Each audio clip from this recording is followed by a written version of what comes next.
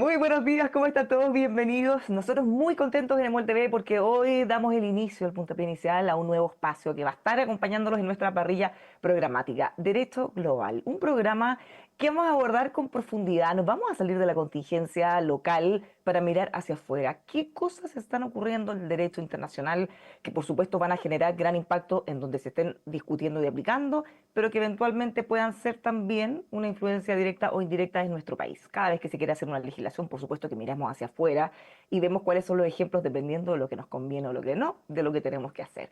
Le damos la bienvenida, de ahora en adelante va a estar con nosotros también un par de veces al mes en Derecho Global a Patricio Zapata, abogado constitucionalista, ya parte de MUEL TV, nos acompañó antes en Agenda Constitucional y ahora aquí para analizar estos interesantes temas. ¿Cómo estás, Patricio? Bienvenido.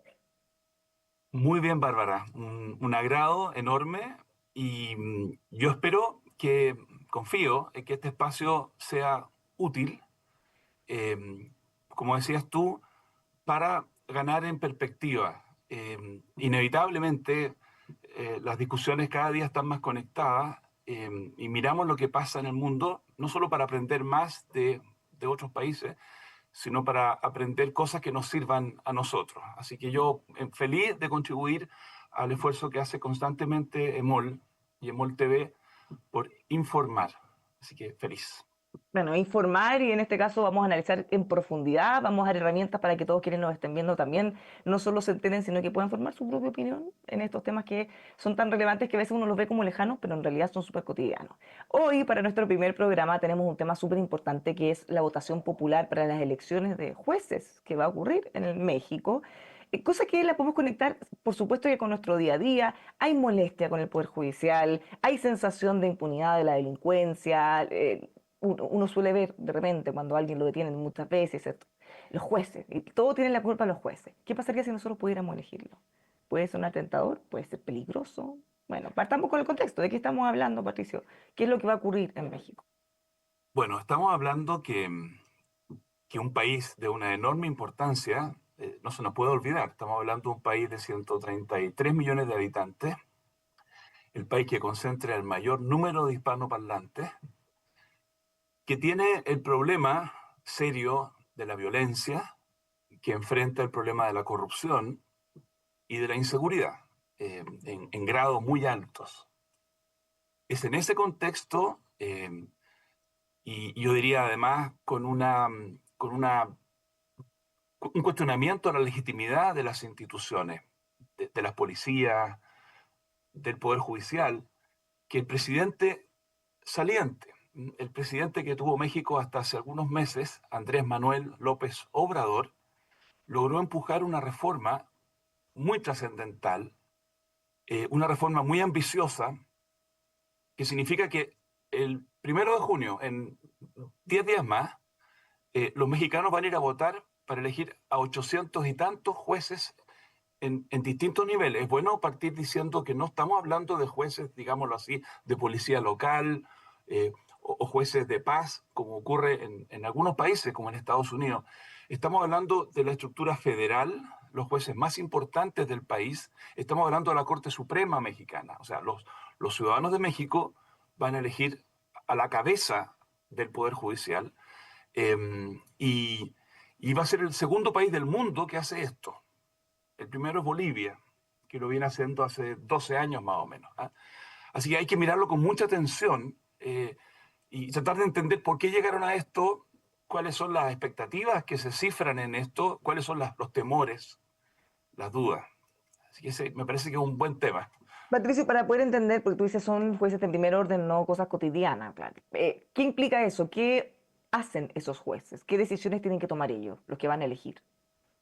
Bueno, ni más ni menos que tienen el poder de echar abajo proyectos de ley, como lo hace, por ejemplo, nuestro Tribunal Constitucional. De hecho, uno podría decir que detrás del impulso del presidente López Obrador, junto con un diagnóstico crítico, hay una molestia que él fue incubando porque la Corte Suprema Mexicana le paralizó varios proyectos importantes. El presidente López Obrador tenía un gran apoyo popular hasta el último día. Estamos hablando de un señor que nunca bajó el 70% de apoyo, es bien impresionante. Es bien impresionante. Eh, y varios proyectos que para él eran importantes fueron paralizados por la Corte Suprema Mexicana. ¿Ah? A veces era porque se afectaba el medio ambiente, porque no se respetaba el debido proceso. Entonces, Cuesta, mucha gente, perdón, Patricio, cuesta obviamente tener ahí la verdadera verdad, digamos, pero en esos casos, más o menos como tú ves, ¿correspondía que se paralizara o era un tema más político? Porque quizá los proyectos de ley eran inconstitucionales y estaba bien que se paralizaran, por ejemplo. O había un capricho o ganas de torpedear al gobierno. hay de todo. Un ejemplo importante fue lo que se llama el Tren Maya, que era un proyecto muy ambicioso de construir un tren rápido lo que ubican un poco la geografía, aquí en el Yucatán, en el sur de México, y ahí hubo razones ambientales eh, que arguyó la Corte Suprema de México para paralizar un proyecto que era muy importante para el presidente. En otros casos, lo que hacía el Poder Judicial era paralizar proyectos de, por ejemplo, militarizar a la policía. O sea, son, son proyectos muy distintos y eso nos plantea el problema que hemos discutido en Chile. Eh, ¿Hasta qué punto los tribunales pueden a veces salirse de su ámbito propio y meterse en terrenos de la política social, de la política económica, lo que se O llama muchas activismo veces judicial? casi legislando con su fallo, y eso lo hemos visto para bien y para mal, quizá más para Exactamente. mal. Y en el ánimo de pintar un cuadro, digámoslo así, completo o ecuánime de esto, vamos a hablar ya de las críticas, la reforma que aprobó el Congreso mexicano incluye un artículo que dice que en principio las decisiones de los tribunales son solo para el caso puntual que se discutió ante esa corte. Se elimina la Acor- jurisprudencia. Acordémonos nosotros que no vamos a hablar mucho de Chile, pero acordémonos todo el debate que hubo a propósito de los temas de ISAPRE, cuando tú tienes un fallo a propósito de un caso, de un contrato, y luego la Corte le da un alcance universal para 4 millones de personas. ¿Eh? Entonces, hay una parte de la reforma que busca quitarle poder a los jueces. Hay otra parte de la reforma que busca acercar a los jueces a la población.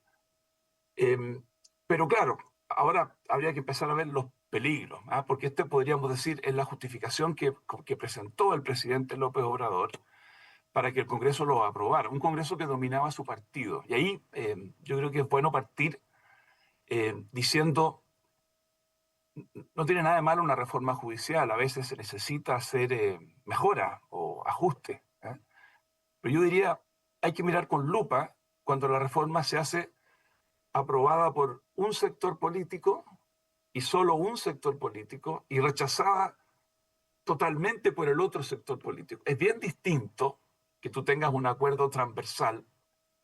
Por ejemplo, cuando se aprobó en Chile el sistema procesal penal oral con Ministerio Público, hoy día podremos pensar que estuvo bien o que estuvo mal, pero en su momento fue muy transversal, fue de todos los sectores políticos. Eh, Aceptamos o erramos como país, no un sector que Exactamente, le impuso otra cosa, para bien o para mal. exactamente. Pero aquí, en cambio, y desgraciadamente pasa bastante a menudo, un sector que tiene los votos en el Congreso eh, impone una reforma judicial con la resistencia firme y decidida de la oposición. Entonces, uno no sabe bien hasta qué punto la reforma descansa en un diagnóstico serio, hasta qué punto la reforma busca mejorar las instituciones para todos y para el largo plazo, o es una mayoría molesta o incómoda con las cortapisas que le ponen a veces los jueces, con el control que significa un poder judicial independiente, una mayoría que aprovecha su situación y pasa a la aplanadora. Uno tiene derecho, creo yo, a plantearse esa interrogante cuando la reforma es como esta. ¿Ah? No estoy necesariamente juzgándola así, pero estoy diciendo, cuando tú tienes que el sector político que gobierna está muy entusiasmado y toda la oposición está muy consternada, Es una señal de alerta, es una una señal bandera de roja. alerta. Sí. Una bandera roja. Ahora, si miramos los problemas que tú mencionabas que se buscaba supuestamente resolver, ¿no hubiera bastado una ley, tal como tú dices, una ley, un decreto que prohibiera o impidiera que un fallo particular se expandiera como general, por ejemplo, o algunas modificaciones concretas que no tengan que ver con la elección directa de los jueces para poder abordar esos puntos que objetivamente uno puede estar de acuerdo incluso. Yo pienso que este es un ejemplo casi de texto de una reforma que, digamos, parte de cero. Lo que va a significar esta reforma es que todos los jueces, todos, que hoy día sirven esas funciones, yo te decía, 882 jueces van a ser elegidos el 1 de junio. Bueno, los actuales 882, a menos que se presenten y sean elegidos, se van para la casa ahora. No hay una transición. 800 y tantos de cuánto, ¿son todos o una No, es parte? la mitad. La La mitad de mitad, los jueces, la otra mitad se elige en 2027. allá. Pero imagínate lo que significa Es para como una que el Congreso estructura. dijéramos la mitad se va para la casa y llegan otros nuevos de cero. Pero incluso me atrevo a decir, es más grave porque un juez tiene una experiencia acumulada. Hay causas que están hoy día pendientes y tú de un día para otro vas a sacar a cientos de jueces, vas a traer a cientos. Pues hablaremos un poquito de cuáles son las calificaciones que se les piden a los candidatos, ¿ah? Que es también algo preocupante, pero yo quiero llamar la atención de que no haya, de que no exista una transición. Por último, ya, si tú quieres hacer una cuestión profunda, prográmalo de manera que no tenga un impacto en la calidad de la justicia, que no tenga un impacto en la carga de trabajo, en los criterios, que no cambien de un día para otro. Vuelvo a una reforma que se hizo en Chile, que, repito, podemos decir que estuvo bien o mal, pero se implementó gradualmente la reforma procesal penal. Se partió en la Araucanía y en Coquimbo, 4 años después se trajo a Santiago, después yo creo que es lo más peligroso, a mi juicio, de un día para otro. Pero claro, aquí se quería dar una señal. Todos estos señores se van. El cambio se va a notar ya. Eh, Eso es una cosa de por sí preocupante en temas de forma. Ahora, vámonos al fondo. vámonos al fondo. O quizá primero, todavía en forma. ¿Cuáles son los Sí, requisitos para que puedan ser candidatos? mira, se pide, por supuesto, ser abogado. Se pide tener 5 años de ejercicio de la profesión, 5, que yo encuentro que es poco. ¿Ah? Yo Ya soy trabajo con gente egresado. joven. Yo tengo aquí en la oficina gente joven talentosísima, pero 5 años de experiencia es poco. Y la tarea judicial, quizá como pocas, no, no, no se funda principalmente en lo despierto o astuto o clever que tú seas. Eso es muy importante, sino que en tu capacidad de tener prudencia, criterio, conocer un poco la experiencia humana, juzgar. Entonces, yo creo que el límite de 5 años es muy bajo. No se piden posgrados y, y no se consideró un sistema de concurso único. Acá tenemos en Chile una academia judicial, es bueno que la gente sepa. En México había, en el sistema que hoy día se cambia, un ingreso a través de una academia. ¿Qué se propuso? ¿Qué se aprobó? ¿Qué se hizo? Los interesados, que fueron miles y miles y miles de mexicanos, se inscribían. Podían hacerlo con el gobierno, podían hacerlo con el Congreso o con la Corte Suprema. El gobierno, el Congreso y la Corte Suprema hicieron un filtro suyo. No era el mismo filtro el que usó el gobierno, el que usó el Congreso y el que usó la Corte Suprema. Y se llegó a un número. Si habían más interesados que calificaban que el número de cargos por llenar, se sortea. Sí, ¿me escuchas bien? Se sortea. Entonces, eh, al final la Corte Suprema no quiso hacer uso de su facultad. Estaba muy en contra la Corte Suprema mexicana, obviamente, de esta reforma. Entonces les mandó los candidatos suyos al Congreso mexicano. De manera que el Poder Judicial actual no participó en la selección. Y aquí hay que tener claro, más allá de que se nos diga que se tomaron en cuenta los antecedentes, fue el gobierno que tiene un color político, el partido mayoritario se llama Morena, Movimiento de Renovación Nacional, y el Congreso que está dominado por Morena. Entonces, muchos mexicanos, yo te contaba que Fernando Krause, un intelectual mexicano muy destacado, dice que esta característica, que el filtro lo tengan sectores del Estado que tienen mayoría política, o sea, el gobierno y el Congreso tienen mayoría política. Entonces, ¿hasta qué punto los nombres que llegan al voto, los 3.400 nombres que van a llegar a la cédula, de esos 3.400 se eligen 800 y tantos? ¿Hasta qué punto esos 3.400 ya representan un sesgo? Es una pregunta que uno se tiene que hacer, ¿ah? Porque se lo dejamos entregado al gobierno y al Congreso. Eh, yo creo que ahí hay una cuestión súper complicada y preocupante, y por eso que organizaciones como la Comisión Americana de Derechos Humanos ha puesto una alerta. Fíjate, no tanto en que se elijan, eso ya podríamos discutirlo, si es bueno o malo que se elijan por el pueblo. Pero, pero casi más importante es quiénes llegan al voto, porque si llegaran al voto personas con altísima calificación, personas distintas, con trayectoria, uno podría decir, bueno, es discutible votar este asunto, es muy discutible, pero tú aseguraste un cierto piso y una pluralidad. Eh, Pero para poder entender y dimensionar más o menos la magnitud de esto, en Chile siempre nos vamos a tener que poner como ejemplo, porque es lo más cercano, lo que conocemos. ¿Cómo es la carrera en Chile para ser juez? ¿Cómo llega alguien a transformarse en un juez? Mira, en lo fundamental es un sistema que se llama de autogeneración, donde tú entras a la carrera judicial a los pocos años de haberte recibido de abogado. Hay una prueba para ingresar a la academia judicial. Y es muy exigente el test. Postulan cientos de jóvenes de todo el país y quedan 60 más o menos Al año. al año. Esas personas ingresan a un sistema de cursos de formación judicial. Y luego, en base a sus calificaciones y sus intereses, van siendo destinados.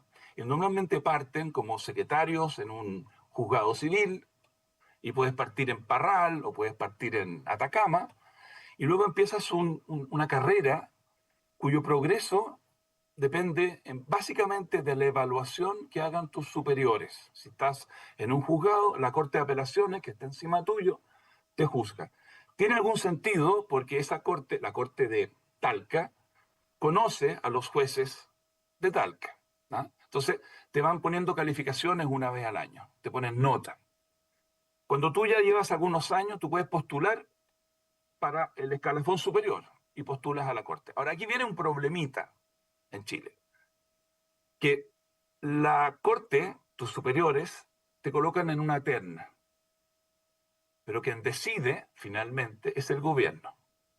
El ministro de Justicia le propone al presidente, Boric, Bachelet, Aquí esté. Piñera, mira, hay una terna para elegir al juez en Valdivia, están estos tres nombres. Estos tres nombres llegaron ahí porque hicieron una carrera y fueron bien calificados por sus pares. No cayeron en paracaídas de la política. Pero el presidente elige. Y eso se ha discutido hasta qué punto eso de alguna manera induciría a los jueces a tener siempre una mirada puesta en lo que le caería bien o mal al gobierno si es que yo quiero avanzar en mi carrera. Luego, para llegar a la Suprema, hay que estar en una quina. Ya cuando ya llevas 20 años en el Poder Judicial, te has lucido, tus superiores te han puesto puros 7, tú estás en condiciones de postular a la Suprema, y ahí la propia Corte Suprema prepara una quina con 5 nombres. Nuevamente, el presidente de turno elige un nombre. Y ahí tenemos una particularidad de que ese nombre tiene que ir al Senado. Es el sistema chileno en dos palabras. Buscamos, Aquí cuéntame. no elegimos popularmente, no. Eh, lo hacemos sobre la base del juego de los tres poderes del Estado, el propio Poder Judicial, el gobierno y para la Corte Suprema el Senado. Ya, pero más allá de las particularidades de la autorización o esta inmiscusión, uno puede decir, está mal que el gobierno sea quien termine eligiendo. Bueno, eso puede ser un detalle, como dices, discutible, pero lo importante en este caso es que hay una carrera detrás. O sea, una persona que va a ser juez tiene que cumplir con muchos requisitos, tiene una trayectoria de muchos años para llegar a estos cargos. Entonces, si eso lo reemplazamos por solo 5 años de experiencia laboral, ni siquiera en el Poder Judicial, claro, ya solo técnicamente eso puede ser complejo. Fíjate que estaba mirando un estudio, preparando esta conversación, porque no, uno no viene a improvisar. No, no nace Eh, experto en esto, digamos. no, no, y se ha hecho una comparación de los currículum de los actuales 880 y tanto que están en juego y de los 3.400, comparando Que los están años de postulando. experiencia, claro, con los postulantes, los posgrados, eh, y hay una diferencia muy significativa. Entonces, la apuesta para el ciudadano y la ciudadana mexicana es que van a estar cambiando a un grupo que ha sido muy criticado, pero que evidentemente tiene más experiencia, tiene mejores credenciales en promedio tiene mejores credenciales académicas, por un grupo de gente mucho más nueva, sin experiencia, más joven en promedio, y que tiene menos credenciales académicas. El número de posgrado, magíster, doctorado. Es una apuesta audaz.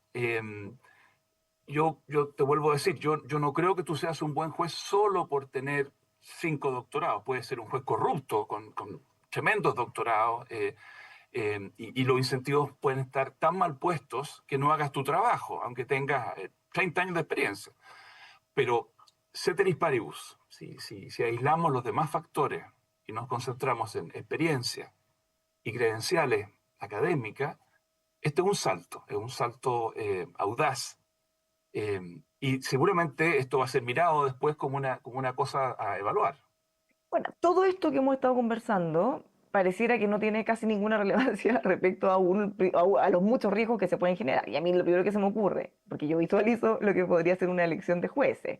¿Cómo son elegidos? ¿Qué campaña hacen? ¿Cuáles son los argumentos que ellos dan? Porque en un momento de efervescencia como el que estamos viviendo, lo más probable es que el que fuera ganador va a ser el que prometa más penas, las más duras, y por eso me imagino que los institutos de derechos humanos están preocupados, porque al que prometan las peores penas, las draconianas, mandarlos todos a la cárcel de Bukele o cárceles peores que esa, bueno, eso me imagino que podrían ser los más populares en un momento como el que estamos viviendo.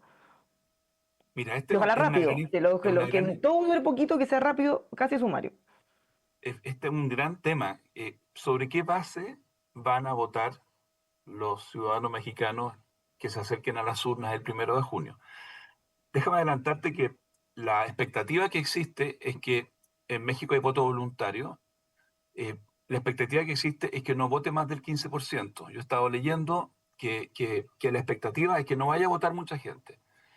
Para evitar una politización excesiva, se prohibieron, primero, se prohibió que los partidos políticos formalmente o públicamente adhieran o auspicien candidaturas. ¿Y cómo No se pueden hacer, financian los candidatos? ¿Serían todos independientes?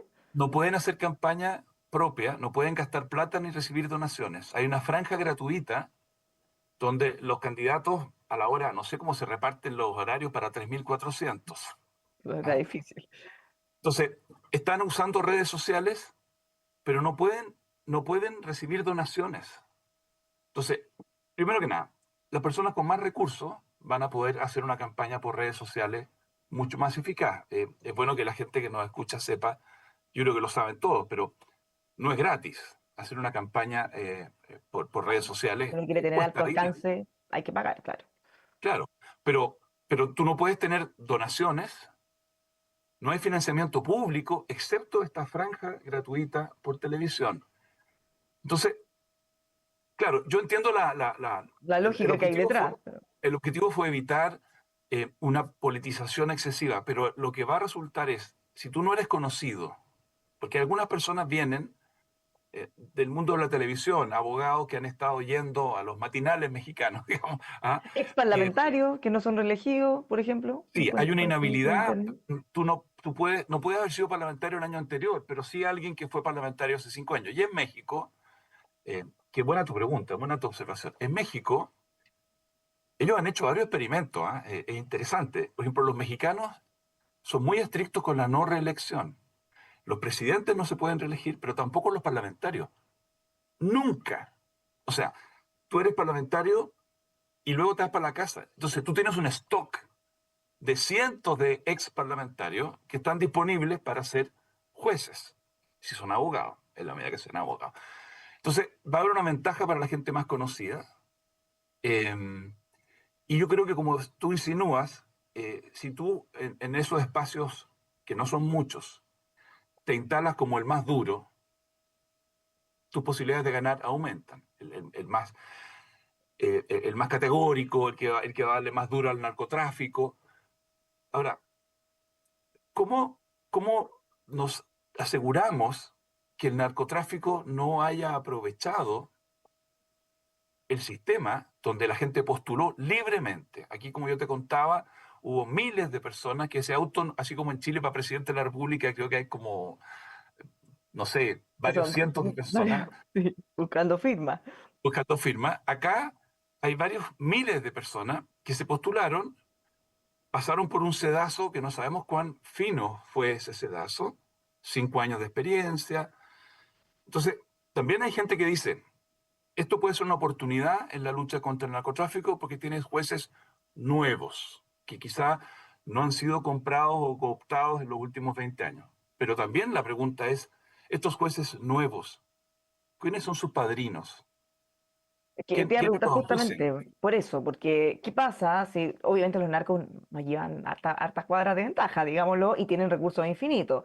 Obviamente no sería raro pensar que ellos reclutan gente que cumple el requisito, les financian, les pagan sobresueldo, y les dan todos los beneficios que uno se puede imaginar, e independiente de lo que digan en la campaña, porque incluso podrían decir que van a ir a luchar contra el narcotráfico, pueden decir lo que sea popular, pero después, en la hora de los fallos, ahí se paga el favor. ¿Cómo podemos saber si eso no ocurre? Y que termine penetrando mucho más desde el inicio. Mira, es un problema. En algunos países lo que se ha pensado es crear una especie de policía interna en el Poder Judicial, lo que también es un peligro. Crear un tribunal de disciplina, unos, digámoslo así, fiscales internos para detectar justamente este tipo de corruptela. Pero la experiencia muestra, estoy pensando en lo que se propuso en Polonia hace 10 años atrás, es que muchas veces ese tribunal de disciplina, más que para pillar jueces corruptos, es para Para ordenar callar a los no corruptos. políticamente, claro, o para ordenar al Poder Judicial en función de lo que quiere el gobierno que instala ese tribunal de disciplina, un nombre que a mi juicio en materia judicial a mí me parece que hablar de honestidad está bien, hablar de probidad está bien, de transparencia está bien, pero disciplina, o sea, yo quiero jueces radicalmente independientes que asuman personalmente la responsabilidad por lo que fallan. Eso es lo que yo espero de un Claro, y magistrado que y su no que compromiso sea estén, con la ley, no con claro, el gobierno de turno, no con la Constitución. Ahora, ¿cómo fue la exacto, experiencia? ¿Cómo ha sido la experiencia de Bolivia, que es el único país que ha hecho algo así? mala, me atrevo a decir. Para que la gente que nos escuche o lo vea, el año 2011, Bolivia eligió por votación popular a lo que ellos llaman el Tribunal Constitucional Plurinacional, a su Corte Suprema de Justicia y a varios otros tribunales nacionales. La participación fue alta porque el voto es obligatorio en Bolivia, a diferencia de México, pero la cantidad de votos nulos y blancos llegó al 70%. O sea, el año 2011, el 70% de los que fueron a votar obligados votaron nulo o blanco. No sabemos bien si fue porque no supieron qué hacer ante la lista de personajes que estaban ahí, para una función que a veces no es clara, o fue una protesta. Se ha quemado esta cuestión. No es. El 2017 hubo una segunda elección y ahora votó nulo y blanco el 65%. El año pasado hubo la tercera elección y ahora sí el número de blanco y nulo bajó. Entonces, ahí hay un índice, un indicador. ¿A qué se debe esto? La explicación, digámoslo así, benevolente, cariñosa, sería el sistema está arraigando, la gente está entendiendo, ahora sabía más y mejor, y por eso hubo más votos por preferencias personales y menos nulo y blanco. La explicación más escéptica es que la gente se dio cuenta que este voto era políticamente muy importante. Los partidos políticos se dieron cuenta. Entonces los partidarios de Evo Morales, que querían que el Tribunal Constitucional le permitiera ser candidato, fueron en masa a votar por ciertos jueces. Los partidarios del presidente Arce, que no querían que Evo Morales fuera candidato, fueron en masa a votar por ciertos otros jueces. Es decir, lo que habrían aprendido los ciudadanos de Bolivia es que ese tribunal constitucional no es solo un tribunal que conoce del derecho, sino que podría abrirle la puerta o cerrarle la puerta a un candidato que les gusta o no les gusta. Yo tiendo a pensar que desgraciadamente, más que un arraigo del Estado de Derecho, un aumento en la conciencia cívica, lo que ha ocurrido es que los ciudadanos captaron rápidamente que, aunque se llamen jueces, estas personas toman decisiones políticas muy importantes y como lo hemos visto, se acaba de cerrar la inscripción para la elección presidencial boliviana. Evo Morales quedó fuera porque el Tribunal Constitucional dijo que él no podía presentarse para una tercera vez, aunque fuera discontinuada. Así que yo creo que la experiencia no es buena. Ha votado poca gente en el pasado y ahora que votó más gente, yo tengo la impresión de que el voto fue puramente político y eso significa que la mayoría política tiene casi asegurada una mayoría política en el Tribunal Constitucional. Eso, eso tiende a pasar en el mediano plazo. Cuando tú tienes unas mayorías políticas, en el mediano y largo plazo es posible que eso se traduzca en que haya más jueces que tengan un pensamiento parecido, porque los jueces terminan su periodo, hay que renovarlo, fallecen.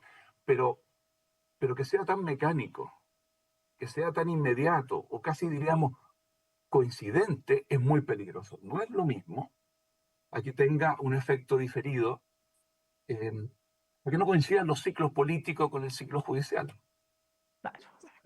Bueno, es súper interesante porque además si nosotros empezamos a ver las implicancias, como te decía, cuando hay molestia y uno quiere hacer cambios o mejorar algún aspecto, muchas veces se terminan pasando varios pueblos y dejándolo peor que como estaba inicialmente. Y es un riesgo que se está corriendo ahora en México. Sí, mira, no sé cuánto nos queda, pero Ya tenemos para concluir, ya para cerrar.